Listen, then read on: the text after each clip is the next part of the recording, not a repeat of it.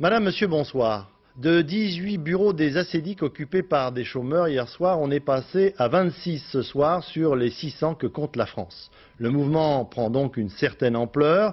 Demain, une marche de protestation est prévue à Paris et dans plusieurs grandes villes du pays. Face à cette fronde, gouvernement et majorité sont divisés, embarrassés.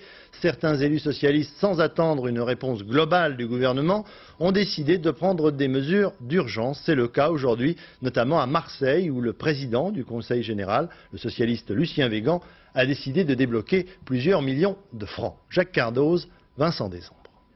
Ce soir, certains des chômeurs qui occupent les ACDIC ont de quoi être satisfaits. C'est leur première victoire depuis le début du conflit. 15 000 d'entre eux, ceux dont la situation est la plus grave, bénéficieront d'une prime exceptionnelle de 2 000 francs. Une aide financée par le Conseil général qui a pour objectif le paiement des factures EDF, une initiative motivée par l'ampleur du conflit. Si c'était agi comme les années précédentes, uniquement d'une manifestation pour la prime de Noël, je l'aurais compris.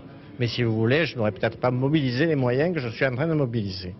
L'effort coûtera 20 millions de francs, une somme puisée dans une caisse spécialement prévue à cet effet. Il n'y aura donc pas d'augmentation du budget. Mais cette aide ne concerne qu'une partie des chômeurs, ceux qui sont en fin de droit ou les RMistes.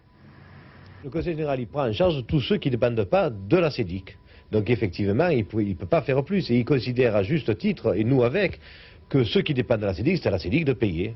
Donc effectivement, là, il faut que demain, l'UNEDIC prenne ses responsabilités, rétablisse le fonds social et dise oui, je vais prendre en charge pour, entre autres, la prime de Noël, mais pour tout le reste.